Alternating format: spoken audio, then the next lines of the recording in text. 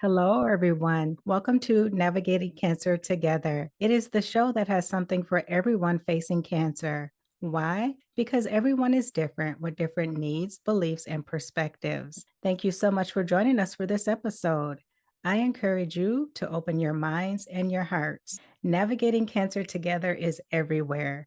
Make sure to subscribe and follow the show to stay updated on our latest episodes. Listen on Spotify, Apple Podcasts, YouTube, or your preferred podcast platform or app. Today, our very special guest is Beth Sandlin.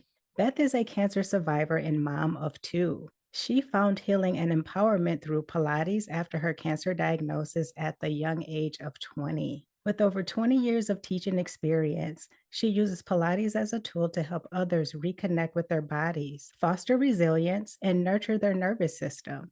We could all use that. Her journey from overcoming cancer to raising her family has shaped her passion for guiding people towards healing, self compassion, and vibrant living. Whether you're new to Pilates or seeking a deeper connection, Beth is dedicated to helping you find strength and joy through mindful movement. Beth is here to share her cancer journey, lessons learned, the benefits of Pilates and cancer recovery, and more. So excited to have you here with me today, Beth. Thank you so much for joining us and welcome. Oh, thank you so much for having me on. I'm so thrilled to be here as well. Thank you, Beth. Before we really dive into the conversation, how are you feeling today? I'm feeling good. I have a sense of peace today. I think it helped. I started teaching a class early this morning and then sitting down in front of the computer. It took a little extra time to get the space, the ambiance, what I know works well for me, which is soft background music and lighting a candle. And it's interesting that those simple, almost rituals easily fall by the wayside when I'm like rushing here and there. And what I've realized is if I just take 30 seconds to do that, it makes a significant shift. And so just leaning into those simple actions is amazing. Thank you so much for sharing that, Beth. And I'm glad you have a sense of peace. Also, you reminded all the listeners out there take 30 seconds at least to make that shift and get in a peaceful place, get in the ambiance that you're seeking. It doesn't take a lot. So, thank you. That's important. You're welcome. Beth, you were diagnosed with cancer at 20 years of age. Who is Beth today compared to who Beth was 25 years ago? And when you look back, what advice would you give to Beth, her 20-year-old self? Mm, I think I'll circle back to peace, that I'm at peace with who I am, which is not maybe a typical feminine role. I tend to be very powerful, strong, clear, and opinionated, and very loving and caring as well. And fitting this all into one package with a lot of passion.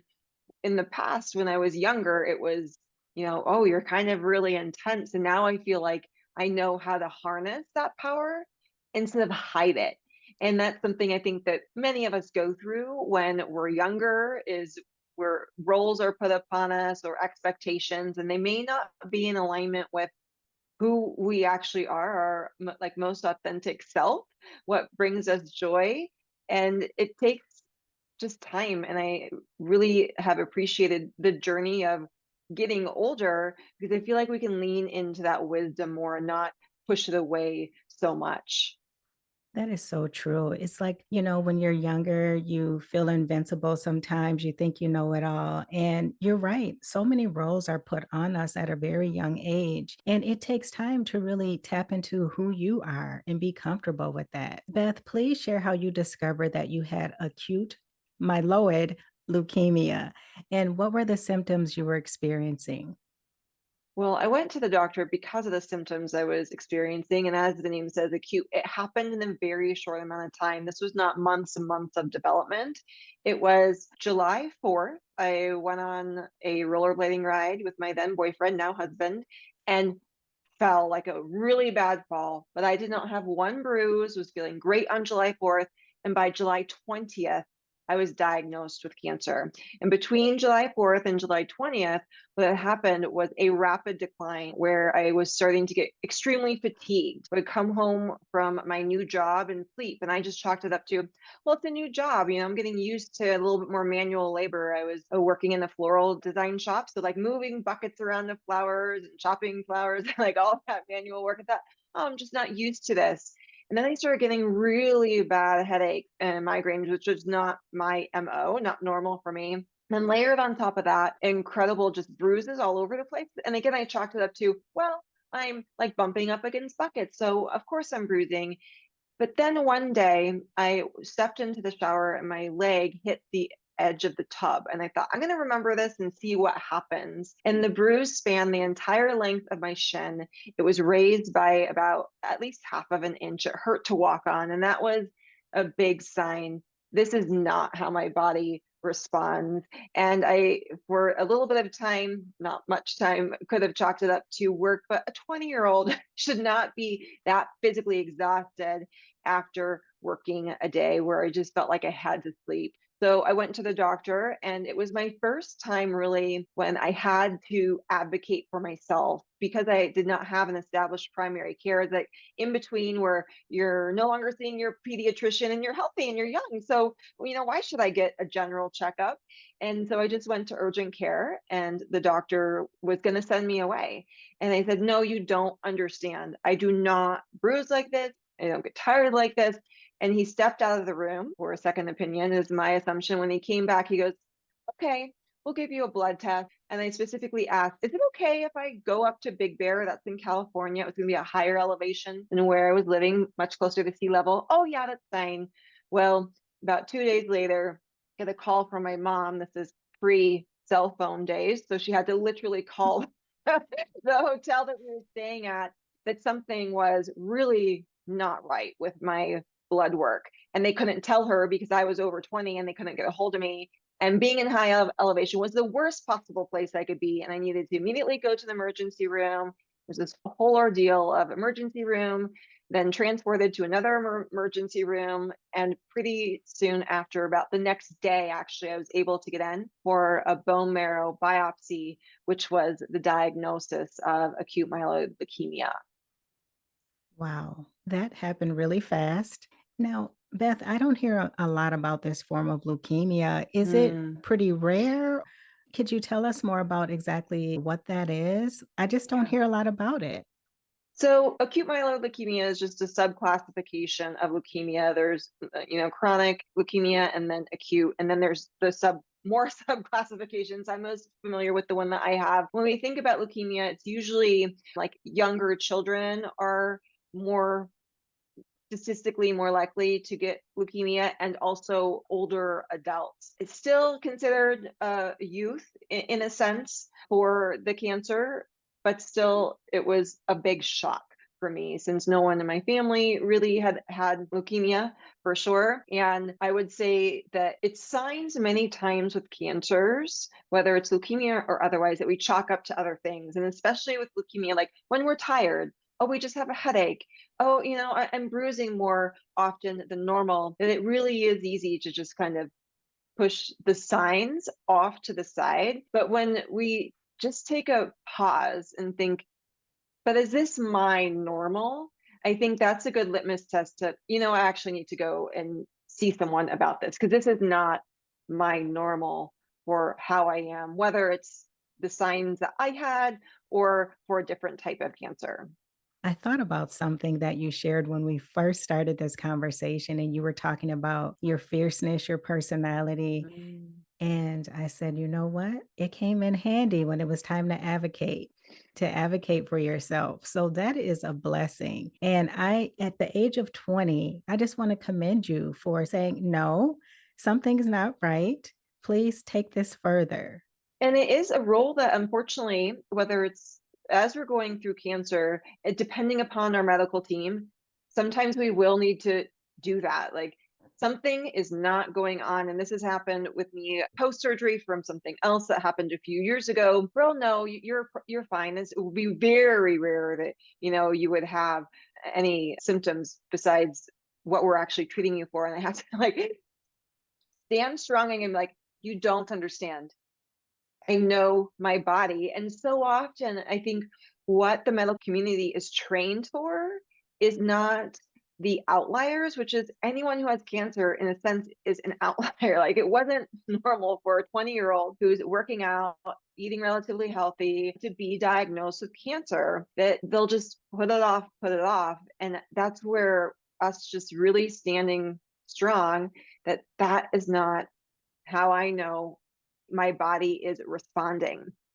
And what I've realized is that some doctors and medical teams will listen the first time and others won't. And I think we cannot back down when the others won't. I just had a conversation with my primary care doctor last week that was not pleasant, let me tell you. But I felt strongly that I needed to have some baseline testing done. And again, it was another example of I had to push maybe a little bit more than we would like to. And I think it goes back to that doctors have a lot of general information and they don't have our lived experience. And it's when we can have a medical team or medical provider who really listens to our lived experience, that's really empowering and validating. Fortunately, for the vast majority of my cancer experience, I had that, especially with my primary care doctor or my oncologist who was working with me at the time. And it was really a blessing because I know that's not everyone's path.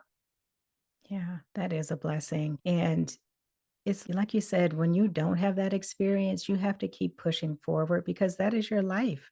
And you know your body, and everyone should get in tune with their body and pay attention to those signs and signals because our body's always communicating with us. So I really love how in tune you were at a very young age. I keep saying at a young age because in the cancer world, having cancer at 20 is considered young, but you were very intuitive then.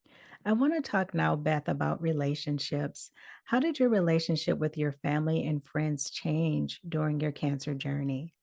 I think it was tested for sure. And for me, when I was diagnosed, I was in the hospital and my whole family was around. And I actually had to ask them to leave the room because I couldn't be in the same space while I processed my new diagnosis with also what they were experiencing, the shock, the grief. And I felt like I could not support that.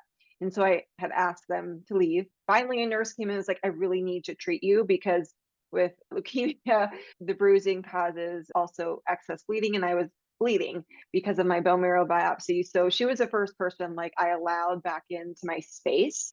And during the entire time, they were really supportive and they didn't always know what I needed. And so it was learning how to ask for that.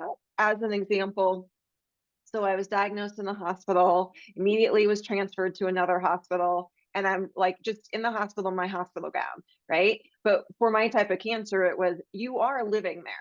I was living there for 30 days at a time. Right. And it was standard where you just bring your pajamas and like that's what you're wearing or comfortable clothes. And finally, I had to ask, can you please get me my pajamas so I don't have to keep wearing this hospital gown? Just a little Mhm. sense of normalcy Yes. into, the day. Can you bring me a pillowcase? And then I had other family members who weren't close to me, in out of state, send me a care box, which was so nice, or offer to bring meals or to support my family and my immediate family. Virtually, I think every day besides one made the 45-minute trek at minimum without traffic up to the hospital I was staying to see me or see what was going on. The first round of treatment I had so much more, and then the second round, as things stabilized a little bit more, we got used to our new normal. They still came by, but it wasn't as intensive. And that's something, looking back, I wish I maybe would have set a little bit more boundaries, not only with my family, but friends as well, because the first month is a shock for everyone. And they want to be Yes. there. They want to like support you. And at the same time, that's when I was feeling the absolute worst because the symptoms were really escalated.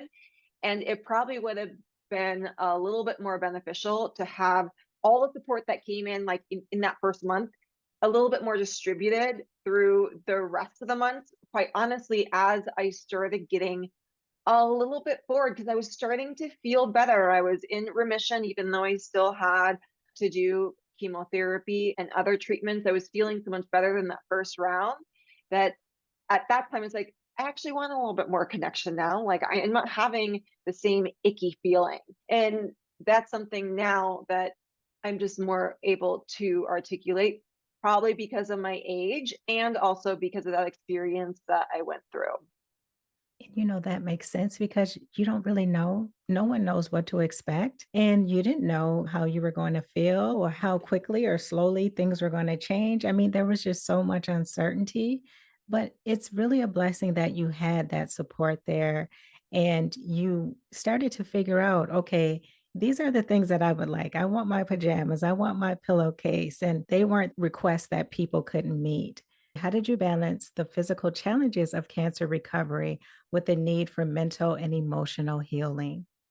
I think they really go hand in hand, and giving time and space for body to recover before we go to maybe back to our old ways. And what I mean by that is I was so vigorous with my workouts and so healthy. I didn't quite realize, not only because of the cancer, but the cancer treatment and the side effects I experienced, that you would think, okay, I lost about half my hair for my first round of treatment and lost 25 pounds, not in a positive way if you lose weight that quickly. A lot of it was muscular strength, muscular Yeah. mass that I was fainting by like standing up. I would just faint because I did not have the energy just to stand. You would think I would recognize like, Beth, you can't really work out right now. But I Yeah. didn't until I went back into the gym and I tried to do a push up and I could not Mm. push back up. And I was like, oh, I'm just staying down. Okay.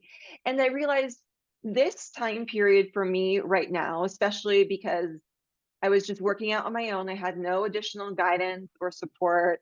And my medical team didn't really provide that. That right now I'm just going through and focusing on my cancer treatment. If I feel up to walking, I'll walk. If not, well, people can push me in a wheelchair instead. So I dedicated the acute phase for really just going through the process of treatment. I journaled some, which was helpful as well. I still have that journal today after the experience. I scrapbooked like with pictures that we took. We took a lot of pictures throughout, which some people are surprised, but we documented like the not so great days and also how we incorporated more joy and levity because it is the new reality that we face, whether we're going through cancer or we're supporting a loved one who is. And then afterwards, what I held on to, and I can't remember the exact wording of this gate, but at City of Hope, where I had my treatment done, they had a rose garden. And going into the rose garden was a gate with a saying on it. And basically, it says something like, there is no profit in healing the body if we destroy the soul, something like that. And so what that led me to realize is that you're in remission. Here's your maintenance therapy now for 2 more years, or even 5 years after, you don't have to do any more kind of checkups. That the true healing took place for my body, for my essence, for my being. Like I had to do that. There was no pill I could take to get back to real health.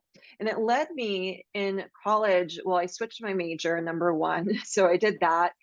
And one class, we had to do a like extensive 30-page paper, and I did mine on cancer related fatigue. What the research showed is a lot of people stay with cancer related fatigue for a really long time, partially because of when they start to work out again, choosing an energy and effort level too much, too soon, and not really allowing for a very slow process to get back muscular strength. And so they try to work out for like long period of time, maybe one session depletes them. And I've experienced this exhausted, can't do it. And you feel like, okay, I can't do that. I'm going to rest some more. And then you try again the same thing and rest some more. And what it really was is, oh, I have to do very slow, very short to build that back up. And so I would say that having the physical strength to even do daily activities without getting winded. So when I left the hospital, not only could I not do a push up, I couldn't hold my nephew. Like Mm. I was starting to sweat and shake so much that my sister could see it and asked if I needed to give him back to her. And the answer was yes. I could not hold someone who was under 1 years old because I did not have the physical strength for that. That when we feel that, it doesn't help our mental or Yeah. emotional health because we want to connect or we want to feel good to do that. So that's really why I prioritize physical well being because it's helped my mental and emotional resilience. And what's beautiful now is we actually have research to validate that workouts are so empowering for mental health, brain health, for resilience. And it's choosing a workout and a path that's just right for us today, not where we were pre cancer, not where we want to be, but in the present moment. You said so much in those statements and so many relatable things. The fatigue from cancer treatment was, phew, to me, it was the worst. And you're right. Like when you get through the treatment, most people are just like, I want to just get back to what I was doing before. It does not work that way. It does not. I think it took me like 2 years before I felt like, okay, I'm not as tired. I can kind of get back out there and start to do some of the things that I was doing before. How long did it seem to take for you, Beth, before you, I don't even want to say felt normal again, but you just Yeah. started regaining your strength and you weren't as fatigued? Yeah. I was fortunate because I'm going to use the word selfish. I was able to be selfish. I was a college student. I was living at home. Wasn't in the caretaker role of being a mom at the time. And so I had more time luxury to devote to it, which is incredibly helpful. Though I also have recovered from other surgeries now since having children. So it's possible, it's just a little bit more to manage. I went into the hospital July 20th, and then that year, through that remainder calendar year, was in and out of the hospital. And it was really in January when they started back up again. I didn't want to be in my most intensive chemotherapy and try to start up workout routine. And especially since mine was pretty short in duration, the intensiveness, I was willing to sacrifice it. And really, I didn't know at the time, well, what can I do in the hospital if I'm there for 30 days at a time besides sit on my bed or go for a walk or, sit outside? I didn't have the resources and understanding that I do now. So in January, I started back up and it was just slow. I took my time and it was a combination of cardio, could be walking outside, it could be something if you like going to the gym, but I didn't start with the highest intensity nor longest length. It was incredibly short. And then same with working out, shorter sessions, much easier, lighter weight, and just progressively built from there. And for my treatment for 2 years afterwards, I had what they call maintenance chemotherapy and other medications as well. It was on a cycle where it wasn't daily. And because of this, some days and some time periods, I would go weeks with feeling really great. And then I'd hit the cycle of medication again. My energy would deplete. However, at that point, because it wasn't as impactful as my inpatient treatment, I was able just to adjust my workouts. Now, did I take breaks sometimes? Of course. Sometimes, like, nope, today you're just resting. And I also knew that just resting wasn't always the answer. That just because I couldn't do maybe something that I built up to after 6 months' time, if I just turned down the dial of intensity a little bit in some way, I was still able to move my body. And that felt really good and really empowering. That's something that I think I want to mention as well. You had said how long kind of our symptoms keep going on and it takes us to get back to full recovery, that a lot of people don't really recognize unless they've been through it. They kind of forget. And especially like I had lost all my hair eventually. And then once my hair grew back, like I looked fine. I looked like a healthy 21-year-old after I had my birthday, 21-year-old. However, like that was not the reality. Like my aesthetics did not match what my physical strength and stamina was, and also just like recovering emotionally, mentally from that. It took a more prolonged period of time, and that's something that I wish more people could recognize and understand, because it's challenging when people are like, well, what's wrong with you?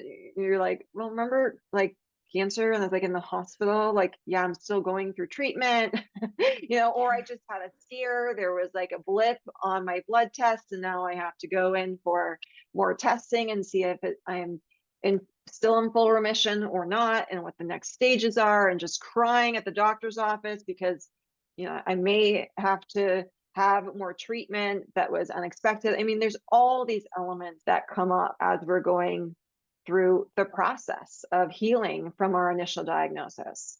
Yes, and you summarized it so well. There's just so much. And like you said, you may get to the point where you look fine on the outside, but no, there's so much going on, and also in other areas of your life as well. I really like how you brought that to the surface, because a lot of people don't realize that if they haven't experienced it. And then even friends and family may not even realize it. They're just like, well, why don't you just get it together, like, it's over now, and it's like, "No, it's still happening." One other question I wanna ask you, Beth, is you mentioned that you documented, you journaled, you've taken pictures. Do you ever go back and read your journal, look at the photos?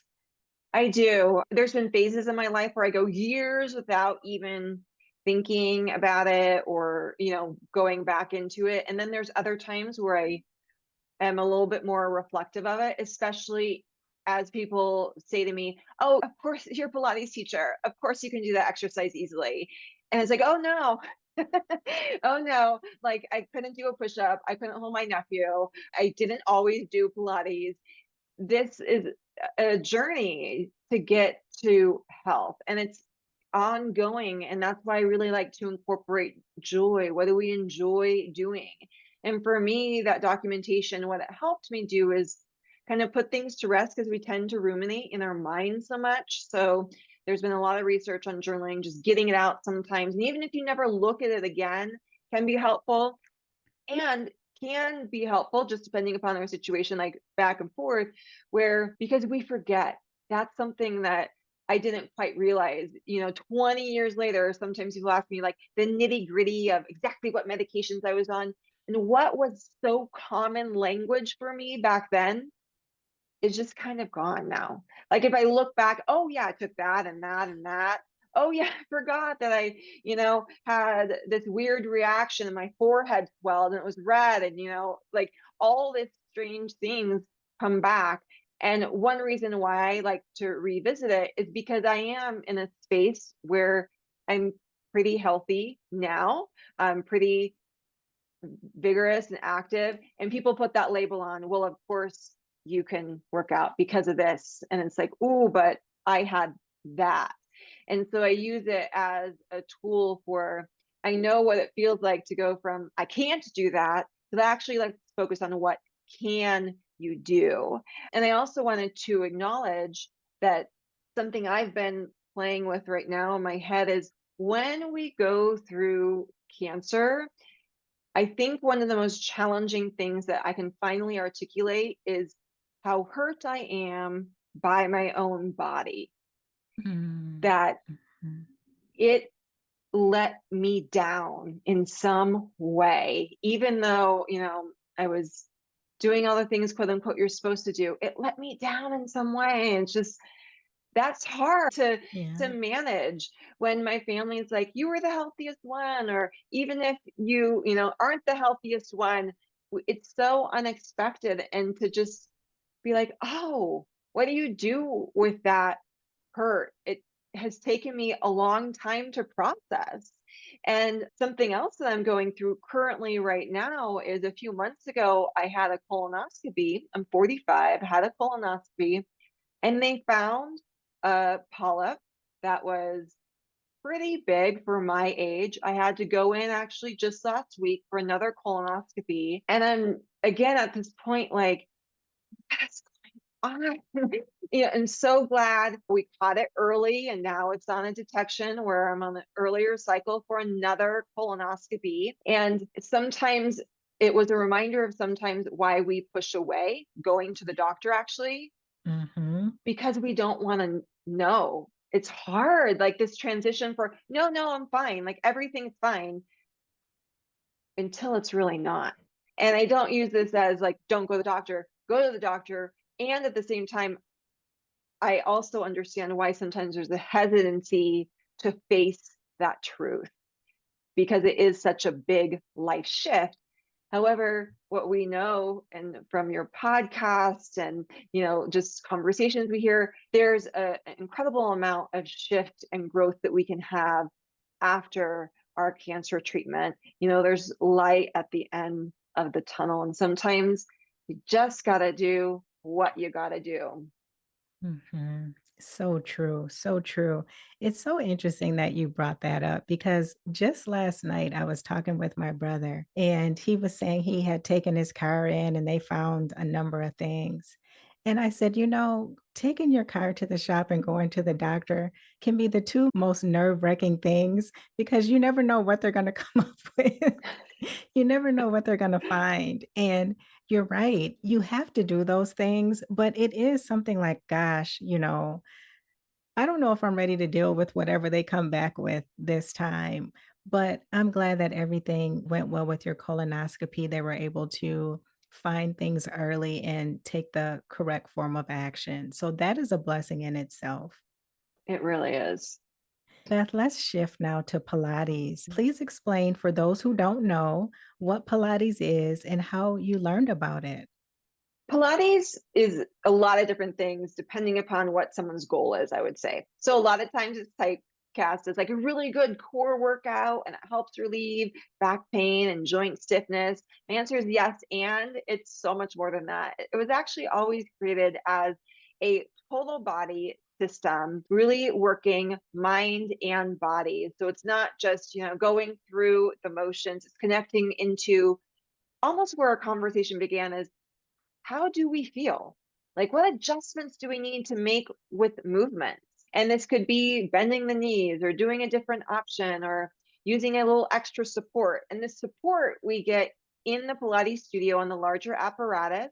Or if you prefer mat Pilates and doing Pilates at home, which is my preferred mode now of moving with and teaching Pilates, then it's with equipment that you may have, even sitting on a chair or using a wall for support. Blankets are wonderful as well. So finding a balance, I would say, between effort and ease. And I think this is really important, especially for people who have experienced cancer, because what happens is when we're in pain, and most people who experience cancer and cancer treatment, you're going to most likely experience discomfort in some way during your treatment. The natural tendency for the body is to grip and guard. And sometimes that gripping and guarding protective mechanism will extend far beyond just our cancer treatment period. It goes into a movement pattern that we carry with us throughout our days, not just day, but days. So understanding where that balance is, and can you sit up on a blanket and feel more comfortable? Can your feet be elevated by the chair? And is that better for your body? Can be incredibly helpful. I got into Pilates after I had my first initial rounds of chemotherapy. I had then re-enrolled back into college, and it was in college that I came to a Pilates class. It was at the university, and I just really enjoyed it. It was like working out, like had some similar elements. You'll see some similar exercises, but again, because it was more in tune with what are the like exact body placements that's going to be best for your body, and having a teacher to help guide me along with that just felt really beneficial for my body. And of course, I was able to make adjustments based upon the cycles I was talking about earlier. Some I'd feel really great and have all the energy, and other times I'd be on my medication, get really bad headaches, not have as much energy, or just have another bone marrow aspiration, and so I just could not work out in the same way. And that really motivated me to become a Pilates teacher, and that I've been doing as my profession now for over 20 years. Wow. I just want to say for the folks listening out there, when I brought up Pilates, Beth's face really lit up. So if you are going to learn about Pilates and do Pilates, work with Beth because she really loves it. I can just tell her whole face just lit up when I brought up Pilates. Beth, please explain how it played a part in your recovery process, both physically and emotionally. Yeah. So one element of my cancer journey for sure is not only did I lose a lot of weight, which wasn't beneficial, but I was in the bed basically for hours a day, most of the day, 30 days, a little break, 30 days, a little break, 30 days. When you're that inactive, your body starts to seize up a little bit. You know the common saying, you don't use it, you're going to lose it. Mhm. Our bodies are a prime example of that. There's a reason why that's a saying. That's one of the sayings that's actually true. However, we can restore that mobility and movement and strength and vitality with intention. And what I did when I started going back to the gym is a lot of more traditional gym workouts are smaller range of motion in which I was not challenged to the full range that our bodies can move and that I was doing before cancer. So that's something that's really helpful. Whether it's, I had an infection in the right shoulder area. So not only was I not moving my arm in big range of motion, there's also extra congestion and tightness there because of the infection. And I started bracing and guarding it that needed a different type of movement than traditional gym workouts. And that's what was so beneficial about Pilates. And I would say in the past year, there's been more of a trend focusing on joint health and mobility. And every single time I look at like specific joint health and mobility programs, what I see in my mind is that's just really good Pilates. Like those are Pilates exercises. They're just framing them as a different movement, which it's just Pilates. So we've been doing this a long time, which is absolutely amazing.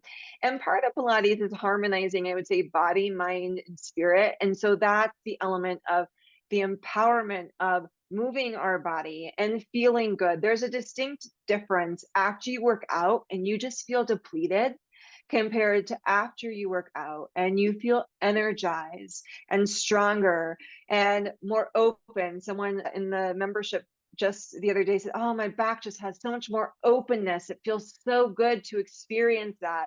And when we can experience that in our physical body, it makes our mind think differently about what we can do. And that's what's so empowering about Pilates. Thank you for sharing that. A lot of people think that you have to be really physically fit to get started in Pilates, but it's more than that, as you just shared. And I think it's so important for people to understand that. You just mentioned a member who felt like their back opened up more. Are there any other success stories that you like to share? Oh, I'd love to. So many. I'll highlight maybe three. Okay. So, number one, someone right now who is part of the membership is currently going through chemotherapy and cancer treatment.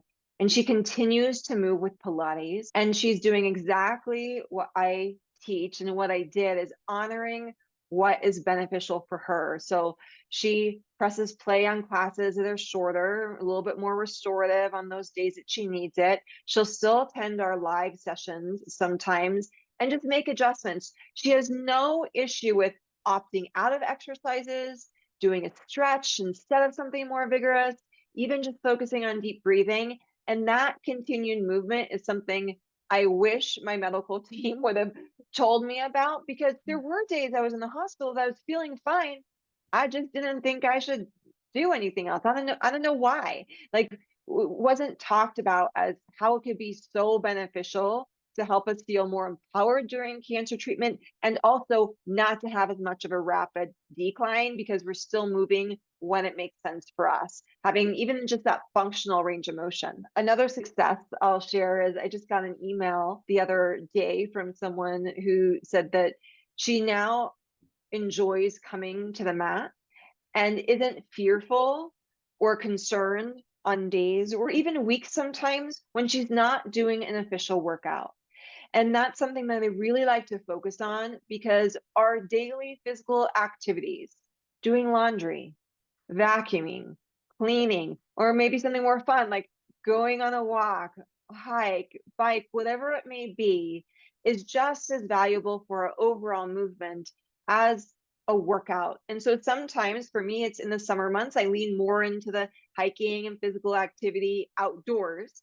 And other times it's more structured with Pilates workouts. And before, if she didn't get in a workout, it was like, oh no, I'm not staying true to myself. No, not only do we need to take breaks because it's actually good for our body every few months, but your priority may be something else. And sometimes that priority may even be resting as we're going through treatment. So I love that she's experienced that freedom and joy of movement. That is so incredibly valuable. And I'll share one more, maybe more from a physical perspective of someone who had reconstructive surgery after breast cancer. There's a lot of tightness that occurs with that. Most often, someone will be referred to a physical therapist. And yet, years later, she was still dealing with tightness in the body, in the chest area, just didn't feel very good.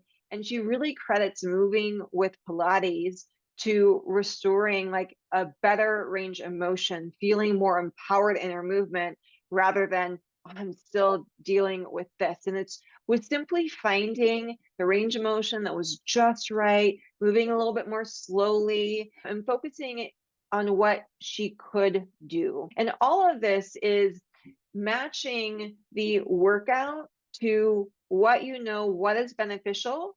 And honestly, it just takes time. So, like when I was going through cancer, my answer was, oh, I can't do my hard workouts. I'm just not going to work out. But Mhm. now my answer and what I teach is, oh, you don't have the energy to do a challenging workout or you don't have the time.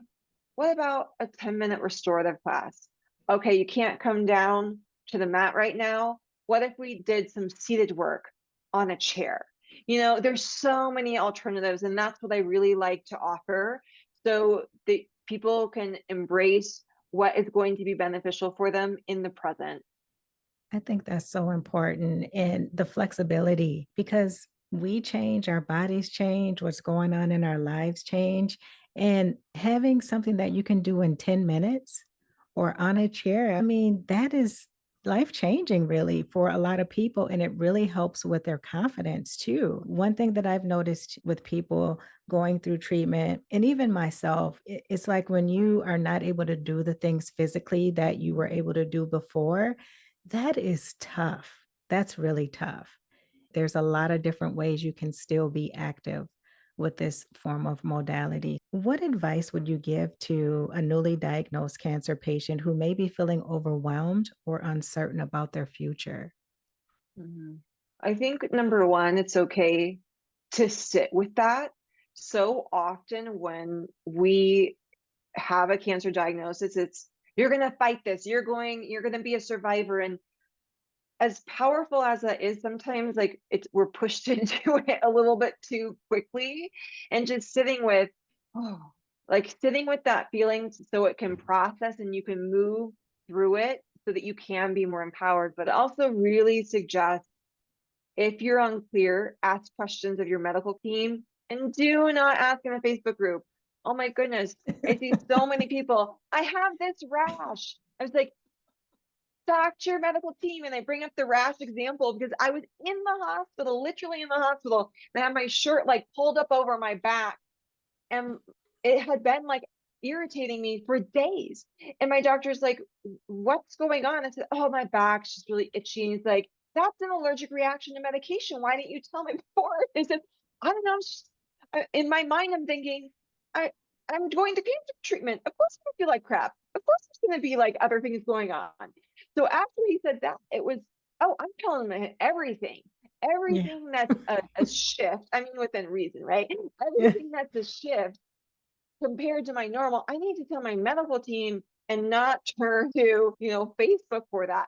And if you're unclear of like, wait, what did you just say? Be okay to ask them again. And this is something recently that I've been doing for my care team is writing questions down because you will have them in your head and you will forget at least one and think, oh, darn, because you're invested in the conversation. And so all the other questions that you have just kind of filter away. And I would also say if you can bring someone with you at all possible, because we may hear things in a different way. I mean, I remember that a lot. And just having family members or friends hear it from the doctor what you're going through and ask their questions that are important, which may be different than your questions because they're in that caretaker role now, thinking about how to help you. And if we just know the information, then they may not know that, which can be helpful. So if they know, okay, not only is Beth getting headaches, but the medication actually causes severe migraines, and they're loud. And if I say, I just need it more quiet, and maybe I'm not all pleasant about it when they say it because I'm irritated, they can at least understand, oh, this is a side effect of the medication. She just doesn't not want me in the room. Like she's going through something really not great.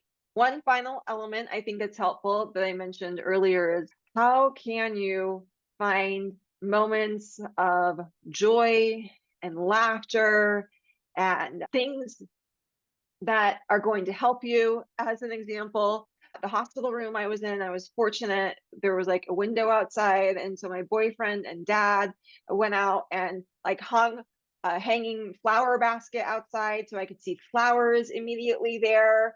The care box I mentioned. What are things that are going to work for you and it's going to be beneficial?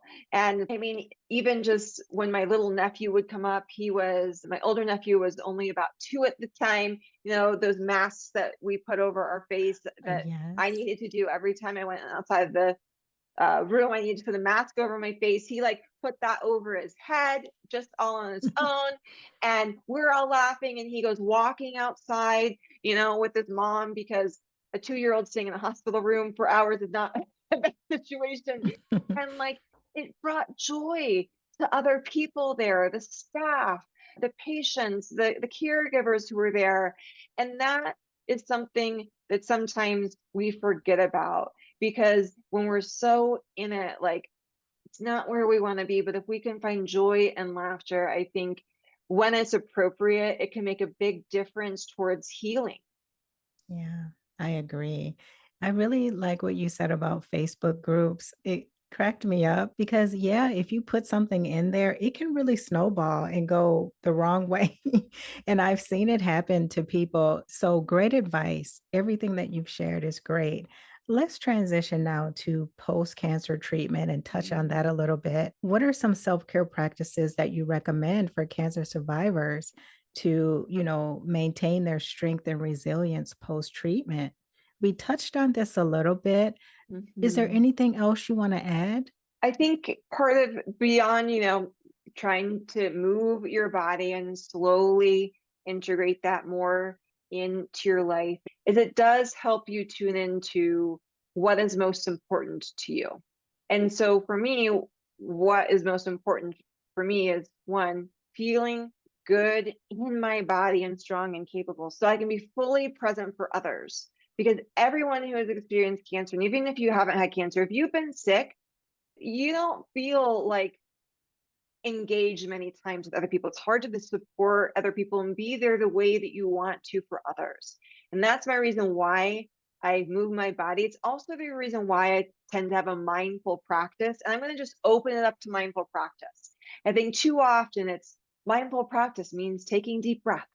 I understand that does not work for everyone. Maybe your mindful practice is being in the garden or going on just a short nature walk or doing a crossword puzzle or taking a bubble bath. So I encourage, what are the mindful practices where it's not on your phone? You can just take time, take care of yourself, and it's not something too challenging for you. What brings you joy and pleasure I've found to be so helpful. It's that it's a stress reliever without having to be like, oh, I'm super stressed, so I better go garden. No, we're doing this because we enjoy it. And then the natural byproduct is that we are less stressed because it's integrated into our life. And again, it doesn't have to be gardening or breathing. It's what is your not only one thing, I would say, what are your few strategies?